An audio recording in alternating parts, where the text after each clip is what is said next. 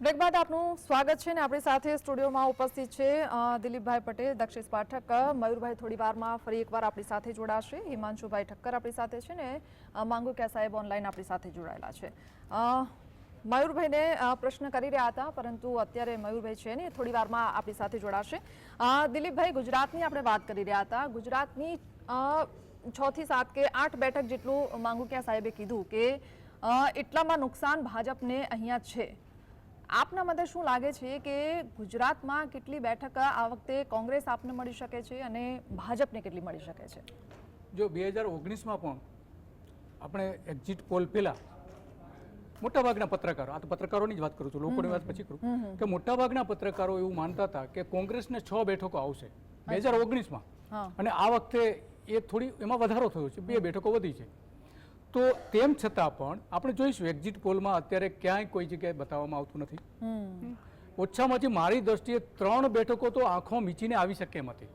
3 બેઠકો તો કોઈ પણ જાતના બીજી કોઈ પણ જાતની આપણે એમાં કેલ્ક્યુલેશન ન મૂકીએ તો પણ છતાં પણ આપણે જોઈશું કે એ ક્યાંય નહીં દેખાય। તો આ દર વખતે આવું થઈ રહ્યું છે, દર વખતે થઈ રહ્યું છે। લોકો નારાજ છે, મતદાન ઓછું થયું છે, અનેક એવી બાબતો બની છે કે જેમાં આપણે સ્પષ્ટપણે કહી શકીએ છીએ કે આ વખતે તો આ બેઠક જશે જ, પરંતુ છેલ્લી ઘડીએ બધું જ ચિત્ર બદલાઈ જાય છે। આ વખતે જોયું આપણે મિસિંગ વોટ જે છે એ મતદાન વધી ગયું છેલ્લી કલાકોમાં, બોગસ મતદાન થયાના કેટલા બધા દાખલાઓ આપણે આવ્યા છે, ગાંધીનગરથી લઈને ઘણી બધી જગ્યાએ એના વિડીયોઝ આપણે જોયા છે। ઓછામાં ઓછી 7 બેઠકો એવી હતી કે જ્યાં બોગસ મતદાન થયું હતું। તો આવા બધા કારણો તો છે, ફેક્ટ તો છે જ। ફ્રી એન્ડ ફેર જે હમણાં દક્ષેશભાઈ કહેતા હતા, જો ઇલેક્શન થાય તો ઘણો બધો ફરક પડી જાય છે, પણ હવે તો આપણે એ આશા રાખવી બહુ મુશ્કેલ છે। અને હવે તો આ સરકાર તો બનશે, એમાં આશા રાખવી તો બિલકુલ પોસાય એવું નથી। પરંતુ મારે બીજી એક વાત એવી કરવી છે કે આજે મેં કેટલાક સોશિયલ મીડિયાના જે એકાઉન્ટ છે એનું હું સ્ટડી કરતો હતો। એમાં યુટ્યુબ, ટ્વિટરને બાદ કરતા ટ્વિટરમાં યુટ્યુબ, પછી ઇન્સ્ટાગ્રામ અને બીજા 2 જે મીડિયા હતા એમાં અને ફેસબુક, આ 4 મીડિયા એવા હતા કે જેમાં કોંગ્રેસના વ્યુઅરશિપ વધી છે, કોંગ્રેસની લાઇક્સ જે છે, લાઇક્સમાં ઘણો બધો વધારો થયો છે। એની સામે ભારતીય જનતા પાર્ટીનો આ 4માં જે ઘટાડો થયો છે ટ્વિટરમાં ઘણો સારો એવો સુધારો કર્યો છે આ વખતે ભારતીય જનતા પાર્ટી। એટલે કે આ જે 5 સોશિયલ મીડિયા પ્લેટફોર્મ છે એમાં પણ આજ સુધી એવો ટ્રેન્ડ સ્પષ્ટપણે બતાવે છે કે કોંગ્રેસને લોકો ચાહે છે। કોંગ્રેસના વિડીયોઝ જે જોયા છે, વિડીયોઝમાં એટલો બધા જોવાયા છે આ વખતે, એના ડેટા કોંગ્રેસે પણ રિલીઝ કર્યા છે ગઈકાલે। ભલે એનડી આગળ હોય પરંતુ સોશિયલ મીડિયાના ટ્રેન્ડમાં અત્યારે કોંગ્રેસ ડેફિનેટલી, એમાં કોઈ સવાલ નથી। એના લાઇક્સમાં પણ ભલે એના વ્યુઅર્સમાં તો આગળ છે જ, પણ લાઇક્સમાં પણ ભારતીય જનતા પાર્ટી કરતા આગળ છે, ટ્વિટરને બાદ કરતા, એક્સને બાદ કરતા। બાકીના 4 પ્લેટફોર્મમાં તો એ આગળ છે। એનો મતલબ એ થયો કે એક તો ઓછું મતદાન થયું તે સોશિયલ મીડિયામાં કોંગ્રેસ આગળ છે, ભારતીય જનતા પાર્ટી છે, આમ આદમી પાર્ટી પણ ભાજપ કરતા આગળ છે। તો આ ટ્રેન્ડ જોતા તો એવું લાગે છે કે સરકાર તો આ લોકોની જ બનવી જોઈએ, પણ બનશે જુદી। જી બિલકુલ। થોડા અન્ય રાજ્યોની પણ વાત કરી લઈએ, દિલ્હીની વાત કરીએ। હિમાંશુભાઈ, શું લાગે છે કે આ વખતે જેલમાંથી બહાર તો આવ્યા અરવિંદ કેજરીવાલ, હવે બીજી તારીખે ફરી એકવાર એમને સરેન્ડર કરવાનું છે। શું લાગે છે કે દિલ્હીમાં જે 7 સીટો છે લોકસભાની, આમાંથી આપની સરકાર છે દિલ્હીમાં, શું લાગે છે કેટલી સીટો આપ કવર કરી શકશે? જો કે એક્ઝિટ પોલ પ્રમાણે એવું બતાવે છે કે 1 સીટ અન્યને મળી શકે છે। નહીં, 1 સીટ તો નહીં, પણ 3 થી 4 સીટ આવે એવું સ્પષ્ટ દેખાઈ રહ્યું છે। અને દિલ્હીની જનતાએ જે જોયું કે દેશના સૌથી લોકપ્રિય મુખ્યમંત્રી, આખા દેશમાં બધા મુખ્યમંત્રીમાં સૌથી વધારે ચર્ચામાં જો કોઈ રહ્યા હોય તો એ દિલ્હીના મુખ્યમંત્રી છે, અને સૌથી વધારે સારું કામ જેમણે કરી બતાવ્યું છે। લોકોને ફ્રી વીજળી આપ્યા પછી પણ એ જો એમનું બોર્ડ જો પ્રોફિટ કરી શકતું હોય તો એ ચોખ્ખી દીવા જેવી બાબત છે। ને મને એવું લાગે છે કે લોકોને સ્પષ્ટ ખબર પડી ગઈ છે કે આ બધી એજન્સીઓનો દુરુપયોગ થઈ ગયો છે।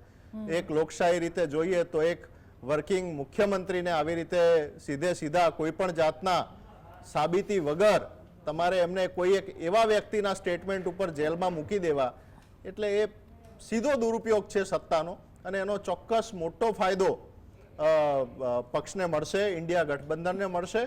અને દિલ્હી છે ને એ ઇન્ટેલેક્ચ્યુઅલ લોકો છે, આખા દેશના લોકો છે, એક ઇન્ટેલેક્ચ્યુઅલ કેપિટલ કહી શકાય। અને ત્યાંનું જે લેવલ છે, થિંકિંગ લેવલ છે, એટલે મને એવું લાગે છે કે લોકોને આ વખતે તો કંઈ કહેવું જ નથી પડ્યું અને લોકો ખુદ જોઈ રહ્યા છે અને આપણે રિઝલ્ટમાં જોઈશું એનું પરિણામ આખા દેશમાં દેખાશે. દક્ષેશભાઈ, ખાસ મહારાષ્ટ્ર અને બિહારની વાત કરીએ તો અહીંયા એનડીએ નું પ્રદર્શન સારું રહ્યું છે તેમના ઘટક દળ કરતા. એક તરફ બિહારમાં નીતિશ કુમારને લઈ લો અને મહારાષ્ટ્રની સ્થિતિ તો તમને ખબર જ છે કે અત્યારે અસલી નકલીનો જે ખેલ ચાલી રહ્યો છે એ શિવસેના હોય કે પછી એનસીપીને લઈને પણ અત્યારે ખૂબ ચર્ચાઓ ચાલી રહી છે. નીતિશ કુમારનું પણ કંઈક એવું છે કે વારે ઘડીએ પલટી મારે છે, એના કારણે હવે જનતાને પણ વિશ્વાસ ઉઠી ગયો છે કે અમારે વોટ આપવો કે ન આપવો, કે અમારે એમને પસંદ કરવા કે ન કરવા. નીતિશ કુમાર એવું કેરેક્ટર છે કે તમામ રૂઢિપ્રયોગો, કહેવતો એ બધા વામણા સાબિત થાય. પણ એવું કહી શકાય કે નીતિશ કુમાર મીડિયાના કેટલાક એવા માણસો જે અત્યારે બની બેઠેલા છે એવી વ્યક્તિ છે. આવા લોકો જ્યારે કોઈ ચર્ચા કરવા જાય છે અથવા એનાલિસિસ લખે છે દિલીપભાઈ, ત્યારે કોકને 350 બેઠકો કેમ આવશે એનો એડવાન્સ આર્ટિકલ તૈયાર હોય છે અને ભૂંડી રીતે કે અમારે એનો એડવાન્સ આર્ટિકલ તૈયાર હોય છે. એટલે આ લોકોને કોઈ પોતાનું મગજ કે પેલી કોઈ આઈડિયોલોજી કે મેથેમેટિક્સ કે લોજિક કે એથિક્સ કે કોઈ રિસર્ચ જેવું હોતું જ નથી. બે બાજુની તૈયારી હોય છે. તમે જર્નાલિસ્ટ છો, તમારી ઓબ્જેક્ટિવિટી ક્યાં ગઈ? તમે ખોટા બી પડી શકો તો એડમિટ ઇટ કે મારું એનાલિસિસ ખોટું. તમે બે બાજુ કેમ તૈયાર રાખો? જેમ આપણે મેચ મોડે 1 વાગે પતવાની તો બે હેડિંગ તૈયાર હોય છે ને, ભારતનો ભવ્ય વિજય અને ભારતની હાર, નીચે મેટર જ જોડી દેવાનું, મોડું ના થાય. એટલે નીતિશ કુમાર આ પ્રકારની વ્યક્તિ છે. ક્યારેય ભરોસો થાય નહીં, ક્યારે કઈ બાજુ પલટી મારી દે એ નક્કી નહીં. આપણે ગુજરાતીમાં જ્યારે સ્કૂલમાં સાંભળતા હતા તળિયા વગરનો લોટો, એ પહેલી વાર ખબર પડી કે કેવો હોય. એટલે better not to discuss about his inclination. એ ક્યારે કઈ બાજુ. પણ એક છે, શાહબુદ્દીન રાઠોડ કહે છે ને, અમારા ગામમાં ફૂલેકું ગમે એનું હોય, ઢોલ ગમે એનો હોય, નાચવામાં આટલા તો હોય ને હોય. એટલે આ એ પ્રકારની વ્યક્તિ છે. એટલે એનો ભરોસો જો બીજેપીમાં પણ જો એક પ્રકારની ઇન્ટરનલ એક ઇન્ટેલેક્ટ હોય ને તો બીજેપીએ બી ના કરવો જોઈએ, કોંગ્રેસે બી ના કરવો જોઈએ. બંનેને એટલી ખબર હોવી જોઈએ કે ઢોલ વાગતાની સાથે આ જાતે જ કપડા ઉપર ગુલાલ છાંટીને નાચતા હશે આ ભાઈ, કોઈ બી પાર્ટી સત્તા ઉપર આવે. Better not to discuss, better not to waste our time on this person who has no grounds at all. And I am as blunt as this.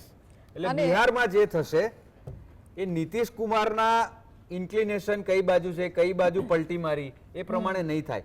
બીજી બાજુ તમે જુઓ લાલુનો સન, એ માણસ જે બોલી રહ્યો છે, જે મહેનત કરી રહ્યો છે, અત્યારે ખૂબ જ એક્ટિવ પણ છે. એક્ઝેક્ટલી.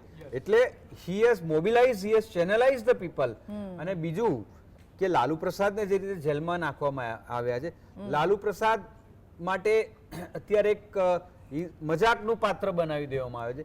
પણ એક વસ્તુ સ્વીકારવી પડે, બીજેપી પણ ખાનગીમાં સ્વીકારે છે, જાહેરમાં નહીં, કે લાલુ પ્રસાદ ભારતના રેર રેલવે મિનિસ્ટર આઝાદી પછીના છે કે જે રેલવે મિનિસ્ટર થયા ત્યારે 18,000 કરોડ માઇનસ ચાલતી હતી રેલવે. આ માણસે 8 આના કોઈ પણ પ્રકારના ભાડા કે ફ્રેટ વધાર્યા વગર રેલવેને 13,000 કરોડ માઇનસ માંથી 18,000 કરોડ પ્લસ 5 વર્ષમાં આ માણસને એટલે 31,000 કરોડ નફો કર્યો.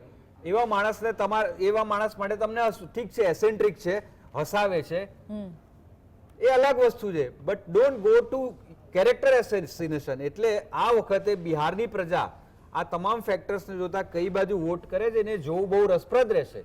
ગુજરાતની જેમ જ કે એની પ્રજામાં પણ કોઈ કરોડરજ્જુ છે કે પછી ગમે તે થાય આ બાજુ ઝૂકવાનું. અને બીજા તમે જે મહારાષ્ટ્રની વાત કરી, મહારાષ્ટ્રમાં જે રીતે ઉદ્ધવ ઠાકરેની સરકારને ફેંકી દેવામાં આવી છે, બીજેપીને 1996માં આટલું ગ્રાઉન્ડ ઊભું કરાવનાર શિવસેના હતી. બાલા સાહેબ ઠાકરે, મનોહર જોશીથી લઈ, ગોપીનાથ મુંડેથી લઈ અને જે રીતે બીજેપીને એન્ટ્રી થઈ આટલી મોટી બનાવી, એ પછી 2 વખત બીજેપીને મુખ્યમંત્રી આપ્યો શિવસેનાએ. આ વખતે એમની ડિમાન્ડ એ હતી કે 2.5 વર્ષ અમને આપો, એ બી ના પાડી દીધી. એ પછી પોતાની રીતે ઉદ્ધવ ઠાકરે સીએમ થયા, એને પાડી દઈને જે રીતે એકનાથ શિંદે સત્તા ઉપર ભાજપના ઈશારે આવ્યા, એનાથી મહારાષ્ટ્રની પ્રજાને બહુ ગમ્યું એવું માની લેવાની જરૂર નથી. કારણ કે આફ્ટર ઓલ એ લોકો બાલા સાહેબને પૂજે છે. બિલકુલ. અને હમણાં જે ઉદ્ધવની જે સભા થઈ, મેસિવ રેલી બોમ્બેમાં હતી, જે એમ કહી શકાય કે 1980ના દશકામાં કામદાર નેતા દત્તા સામંતની આઝાદ મેદાનમાં જે રેલીઓ થતી હતી ને, એવી રેલી ઉદ્ધવની થઈ હતી. પણ એ રેલી વોટમાં કન્વર્ટ થાય છે કે નહીં એ ક્યારેય નક્કી થતું નથી. પણ સામે કાઉન્ટર કરવા માટે જ્યારે વડાપ્રધાન નરેન્દ્ર મોદી અને અમિત શાહને પહેલા 2 ફેઝ પછી લાગ્યું કે નેગેટિવ જઈ રહ્યું છે, અને છેલ્લા લગભગ 60 દિવસથી આ બંને જણાએ જે ખૂંદી વળ્યા છે, મારા ખ્યાલથી 203 રેલી કરી છે વડાપ્રધાને. It's a record. બિલકુલ. અને કોંગ્રેસને ગમે કે ના ગમે, મહેનત કઈ રીતે કરાય છે 20 કલાક, તમારા આઈડિયોલોજીકલ ડિફરન્સીસ જે બી હોય એ આ બે પાસેથી શીખવા રિલેન્ટલેસલી કામ કર્યું છે. એટલે એ લોકોએ પછી ઉદ્ધવની સભા જે પ્રમાણે ગઈ એવી જ સભા નરેન્દ્ર મોદીની પણ ગઈ છે. Maharashtra is difficult to predict. અને બિહારની પ્રજા મનમાં શું નક્કી કરીને બેઠી છે વી રિયલી ડોન્ટ નો. પણ જો તમે સંજોગો આધારિત જોવા જાઓ ને તો ફાઇટ ઇઝ ગોઈંગ નેક ટુ નેક. અને એ તો કદાચ દક્ષિશભાઈ રિઝલ્ટ પછી પણ કદાચ નક્કી નથી કે નીતિશ કુમાર ક્યાં રહેશે. ના, નક્કી જ છે. એ નક્કી જે સત્તા એની બાજુ રહેશે. ઓકે. અને એક એનાલિસ્ટ આપણી સાથે જોડાઈ ગયા છે ધનંજય કુમાર. ધનંજયભાઈ, આપનું સ્વાગત છે. સૌથી પહેલા આપનું અનુમાન જાણી લઈએ કે જે રીતે અત્યારે એક્ઝિટ પોલ આવ્યા છે સામે, એનડીએને 350+ બતાવી રહ્યા છે. 400 નો આંકડો તો પાર નથી કરી શક્યા, પણ 350+ બતાવી રહ્યા છે એક્ઝિટ પોલમાં. 115 ઉપર इंडिया अलायंस છે. आप गुजराती में बोल रही है? अच्छा, धनंजय जी, अभी जो एग्जिट पोल सामने आया है, आपका अनुमान क्या कह रहा है? जिस तरह से 350+ दिखा रहे हैं एनडीए को, और इस तरफ इंडिया गठबंधन को 115 से ज्यादा बता रहे हैं. देखिए, इसमें दो स्थिति है.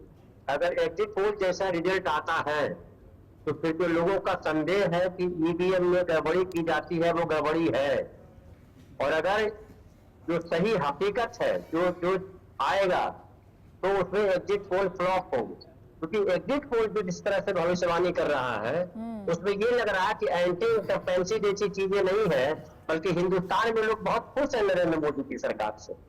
और जो सीटें कम होने की बात कर रहे हैं, सड़कों पे जो बात आ रही है कि महंगाई की बात है, बेरोजगारी की बात है, अग्निवीर का मुद्दा है और दूसरे मुद्दे हैं, वो सब कोई काम नहीं किया.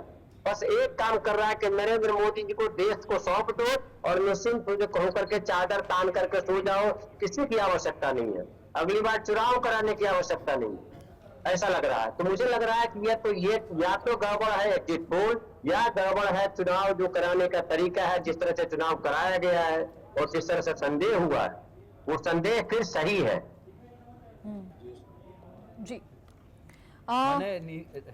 મને એક યાદ આવ્યું, તમે નીતિશ કુમારનું પૂછ્યું ને દિલીપભાઈ, તમને યાદ છે 2008માં આઈઆઈએમના કોન્ક્લેવમાં 2 દિવસના અંતરમાં લાલુ પ્રસાદ યાદવ અને નીતિશ કુમાર કીનોટ એડ્રેસ આપવા આવ્યા હતા. ત્યારે મેં લાલુ પ્રસાદ યાદવનો સાંજે ઇન્ટરવ્યુ લીધો હતો અને હાથમાં એક પોટલી લઈને ફરતા હતા. એટલે મેં પૂછ્યું, लालूजी ये क्या है? तो क्या परसों डॉक्टर वाने वो जो रपट दिया उसमें बीपी आया है, तो राबड़ी देवी ने घर से टिफिन पकड़वाया है. तो मैं कीधु संपूर्ण आई एम कोटिंग इट. तो मैं आपके पीए सेक्रेटरी को दे दो ना, आप क्यों लेके नहीं कि कल नीतीश आ रहा है, भरोसा नहीं है कि वो सेक्रेटरी से टिफिन भी ले जाएगा. એટલે એક આ પ્રકારનું વ્યક્તિત્વ મજાકમાં પણ આ રીતે જોવાય છે. જી દિલીપભાઈ, મધ્યપ્રદેશની વાત કરીએ. મધ્યપ્રદેશમાં અત્યારે જે રીતે આંકડા કહે છે કે 29માંથી 29 ભાજપને મળશે, પરંતુ એક તરફ કોંગ્રેસ પણ એ રીતે પોતાનો આત્મવિશ્વાસ બતાવી રહ્યા છે કે આ વખતે 8 થી 10 બેઠકો કોંગ્રેસને પ્રાપ્ત થશે. જો કે પાછલા આપણે વર્ષની વાત કરીએ કે 2019માં માત્ર 1 બેઠક કોંગ્રેસને મળી હતી, અને એ પણ આપણે કહીએ કે છિંદવાડા બેઠક. આ વખતે મધ્યપ્રદેશનો સિનારીઓ આપને શું લાગે છે? મધ્યપ્રદેશમાં જો કે નારાજગી તો છે જ, કારણ કે ત્યાં કોંગ્રેસની સરકાર હતી, સ્ટેટ ગવર્મેન્ટ, એટલે એ જે બધા ફેરબદલ થયો એટલે એમાં લોકો તો નારાજ છે જ. પરંતુ આપણે જોઈએ છીએ કે આ જે ઇલેક્શનમાં મધ્યપ્રદેશ, ગુજરાત, રાજસ્થાન આ જે પ્રદેશો છે એમાં એક વન વે તરફ પહેલાથી જ બતાવવામાં આવે છે. અલગ અલગ આપણે જે જોઈએ છે સર્વે જે થયેલા છે એમાં પણ, અને ભારતીય જનતા પાર્ટીના નેતાઓ કે છે એમાં પણ. તો આ 3 રાજ્યો એવા છે કે જે એનું મોટાભાગનું મૂલ્યાંકન એક સરખું થઈ શકે છે. નારાજગીનું વધતા ઓછા પ્રમાણમાં છે. ગુજરાતમાં નારાજગી સ્વાભાવિક છે કે મધ્યપ્રદેશ કરતાં ઓછી હોય તો પણ આજે એવું લાગે છે કે જે રીતે સર્વે અને એક્ઝિટ પોલ જે રીતે આવી રહ્યા છે તો કદાચ ત્યાં એવી પરિસ્થિતિ ઊભી થાય કે 2 બેઠકો આવે ગયા વખતની જેમ, એનાથી બહુ વધારે ફેર આ એક્ઝિટ પોલ જે રીતે આવી રહ્યા છે એ ઉપરથી મને નથી લાગતું કે વધારે કોઈ આવી શકે.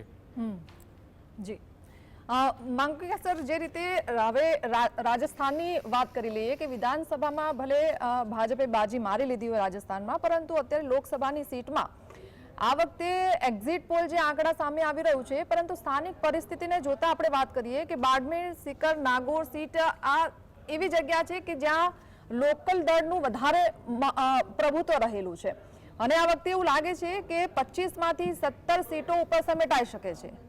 કોંગ્રેસને આ વખતે કેટલી જીત ઉપર સફળતા મળી શકે છે રાજસ્થાનમાં? જે રીતે ગ્રાઉન્ડ રિપોર્ટ અમારી પાસે આવ્યા છે એ પ્રમાણે રાજસ્થાનમાં કોંગ્રેસે ખૂબ સારું પ્રદર્શન કર્યું છે. વિધાનસભાની ચૂંટણીમાં સચિન પાયલોટજી અને ગેહલોતજી વચ્ચેનો જે મતભેદો બહાર આવ્યા હતા, ચૂંટણી પહેલા એમના મતભેદો દૂર થઈ ગયા હતા. બંને જોઈન્ટલી પ્રચાર કર્યો હતો. તેમ છતાં લોકોનો એ ભરોસો ન મેળવી શક્યા અને એમને જે જીત દેખાતી હતી, કદાચ એવું કહેવાય રહ્યું હતું ઇલેક્શન પહેલા કે દર 5 વર્ષે રાજસ્થાનમાં સરકાર બદલાઈ જાય છે, પણ કદાચ આ વખતે ગેહલોતજી એ જે જૂની કહેવત છે કે જૂનો જે સિલસિલો છે એ તોડી શકશે અને ફરી સત્તા ઉપર આવશે. પણ એવું ન બન્યું. પણ જે રીતે રાજસ્થાન સરકાર બનાવવામાં આવી, સ્થાનિક ખાસ કરીને વસુંધરાજીને જે રીતે સાઇડલાઇન કરવામાં આવ્યા, અને ગુજરાતમાં ક્ષત્રિય આંદોલનની અસર રાજસ્થાન ઉપર ઘણી બધી હતી એવું મારા ધ્યાનમાં છે, અને ક્ષત્રિય આગેવાનોનું કેવું પણ છે. એ સ્થિતિ જોતા ગ્રાઉન્ડ રિપોર્ટ જો સાચો પડે અને ઓપિનિયન પોલ બરાબર ન આવે અથવા તો એસેસમેન્ટ કંઈક ભૂલ ભરેલું છે, તો કોંગ્રેસ અને ભાજપની વચ્ચે સીટોમાં બહુ મોટો તફાવત નહીં હોય. 2-3 સીટનો ફરક જ હશે. કોંગ્રેસ 10 થી 13 સીટો લેશે, ભાજપ પણ 10 થી 13 સીટો લઈ શકશે.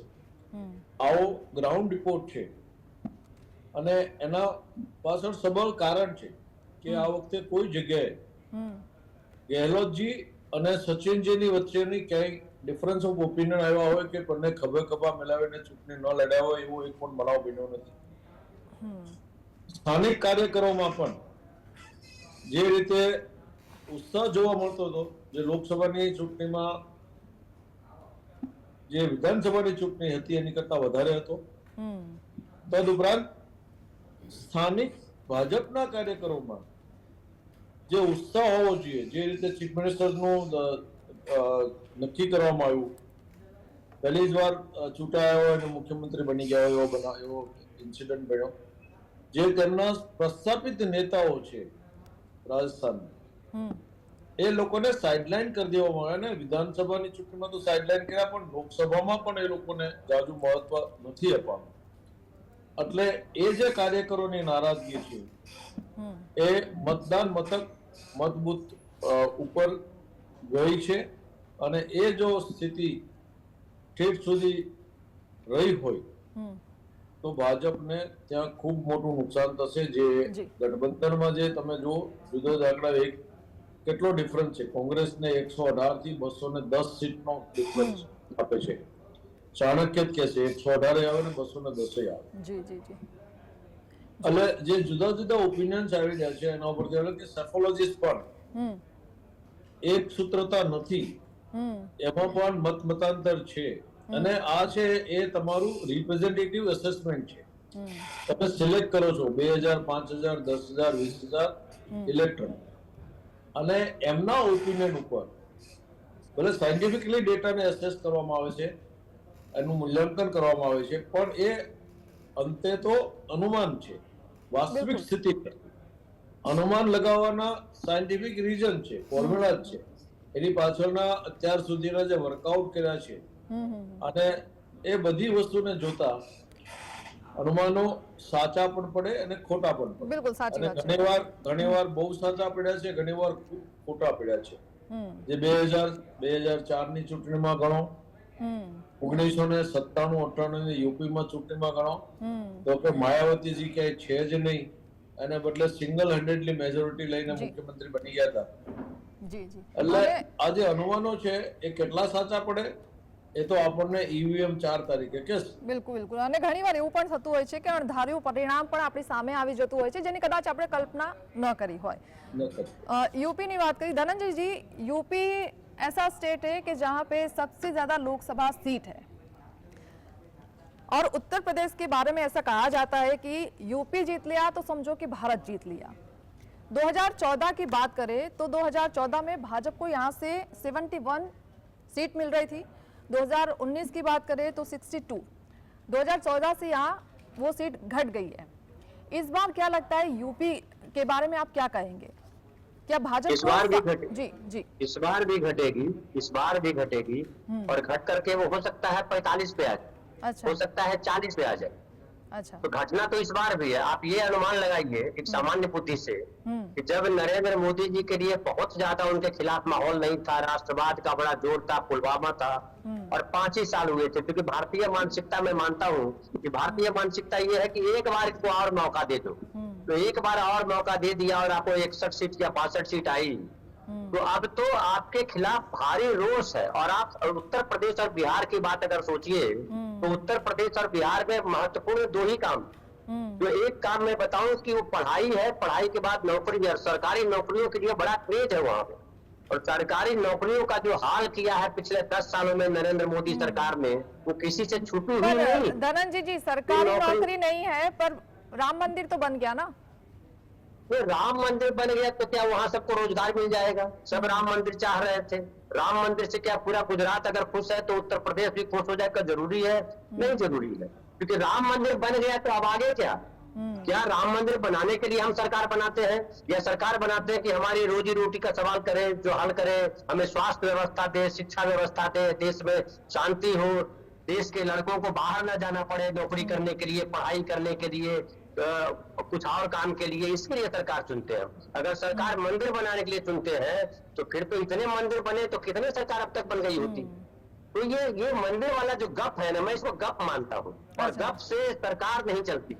और चुनाव में अगर गप से वोट मिलता है तो फिर कुछ कहने की आवश्यकता नहीं है, फिर हम लोग डिबेट बेकार कर रहे हैं. तो धनंजय जी क्या लगता है कि इस बार समाजवादी पार्टी है, एसपी और कांग्रेस साथ मिलकर लड़ रही है, तो इसका फायदा मिलेगा? बिल्कुल मिलेगा. देखिए एक बहुत महत्वपूर्ण है, मैं बिहार आपको ले चलता हूँ. बिहार में जो जाति सर्वेक्षण हुआ, और उस जाति सर्वेक्षण का सबसे बड़ा असर ये दिखा कि 33% गरीब लोग हैं, ये चिन्हित किए गए. उनका आर्थिक सर्वेक्षण हुआ कि 33% गरीब लोग हैं, और गरीब लोग में ब्राह्मण भी है, मुसहर भी है, मुसलमान भी है, और हिंदू भी है, जो भारत का संविधान कहता है. अब उस पे उन्होंने निर्णय लिया बिहार सरकार ने, हालांकि अभी इम्प्लीमेंट हुआ नहीं. बिहार सरकार ने कहा कि हम इन जो 95 लाख गरीब परिवार चिन्हित किए गए हैं, इन सबको 2 लाख रुपए प्रति परिवार हम देंगे रोजगार के लिए. अब उसी को आगे बढ़ाया कांग्रेस पार्टी ने, या राहुल गांधी जी ने कहा कि हम देश में जाति सर्वेक्षण कराएंगे, आर्थिक सर्वेक्षण कराएंगे, और जो गरीब परिवार होंगे उनकी महिलाओं को 8,500 रुपए महीना देंगे. ये अपने आप में एक बड़ी अच्छी बात है, और अगर इम्प्लीमेंट होता है तो 2-3 महत्वपूर्ण बातें उभर के आती हैं.